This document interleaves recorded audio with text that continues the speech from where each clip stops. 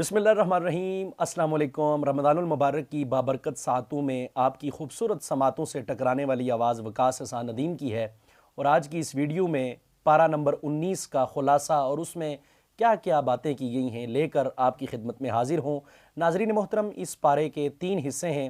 पहला हिस्सा सूरह फ़ुरक़ान के बक़िये पर मुश्तमिल है, दूसरा हिस्सा सूरह शुअरा पर मुश्तमिल है और तीसरा हिस्सा सूरह नमल के इब्तिदाइया पर मुश्तमिल है। सूरह फ़ुरक़ान का जो हिस्सा इस पारे में मौजूद है वहाँ पे 4 बातें हैं। पहली बात क़यामत, दूसरी बात तौहीद, तीसरी बात रिसालत और चौथी बात इबादुर रहमान की सिफ़ात। हम इबादुर रहमान की सिफ़ात आपके सामने पेश करेंगे कि वो लोग के जो अल्लाह के बंदे हैं, इबादुर रहमान हैं, रहमान के बंदे हैं, उनकी क्या क्वालिटीज़ हैं, उनकी क्या सिफ़ात हैं, वो किन आली अक़दार से मुत्तसिफ़ हुए हैं। तो अल्लाह रब्बुल इज़्ज़त ने उन्हें अपने बंदे कहा है। वो ज़मीन पर आजिज़ी से चलते हैं, वो जाहिलों से एराज़ करते हैं, यानी जाहिलों से बहस नहीं करते। अब ये इबादुर रहमान बनने के लिए मुझे और आप सबको सोशल मीडिया की ये जो फजूल किस्म की बहस है ना, इससे बचना पड़ेगा। और फिर अक्सर जो मबनी बर जहालत किस्म की गुफ्तगू है और जो जोहला के एक प्रोपगंडे, हमें उनका शिकार होने से बचना होगा, तब जाके हम इबादुर रहमान की फहरिस्त में शामिल होंगे।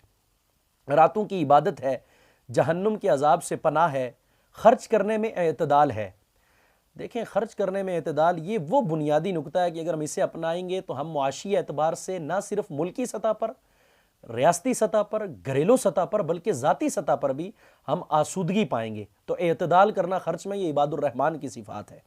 इसी तरह फजूल खर्ची नहीं करते, बुखल नहीं करते, शिरक नहीं करते, कत्ल ना हक से बचते हैं, बदकारी से बचते हैं, झूठी गवाही से एतराज़ करते हैं, बुरी मजालिस से पहलुतई करते हैं, किताबुल्लाह से मुतासर होते हैं, यानी अल्लाह की किताब को पढ़ना और फिर उससे मुतासिर होना, यह भी इबादुर रहमान की जो है तो सिफ़ात है। नेक बीवी और बच्चों की दुआ, और ये दुआ कि हमें हादी और मोहतदी जो है तो बना दे, ये इबादुर रहमान की सिफ़ात का इस मुकाम पर जिक्र किया गया है। सूरह शुअरा दूसरा हिस्सा, उसमें 3 बातें हैं। पहली बात कि 7 अंबिया अलैहिस्सलाम के किस्से यहाँ पे दर्ज किए गए हैं और अंबिया के किस्सों के हवाले से मैं पहले भी बात कर चुका हूँ कि इसमें तसल्ली दी जाती है और हमें कोई ना कोई पैगाम, कोई ना कोई दर्स, कोई ना कोई वाज, कोई ना कोई नसीहत इन ज़िक्र करदा जो किस्से होते हैं उनका मकसद यही होता है कि हम उससे कुछ सीख सकें और अप्लाई कर सकें। उसके बाद कुरान अज़ीमुश्शान की हक्कानियत के एतराज़ करने वाले, फिर इसके बारे में बताया गया कि इसे रब्बुल आलमीन ने उतारा रूहुल अमी के वास्ते से जनाब नबी करीम सल्लल्लाहु अलैहि वसल्लम के क़ल्ब अतहर पर और लोगों को डराने और मुतनब्बह करने के लिए, और ये वाज़ेह अरबी ज़ुबान में है, अरबी ज़ुबान में है।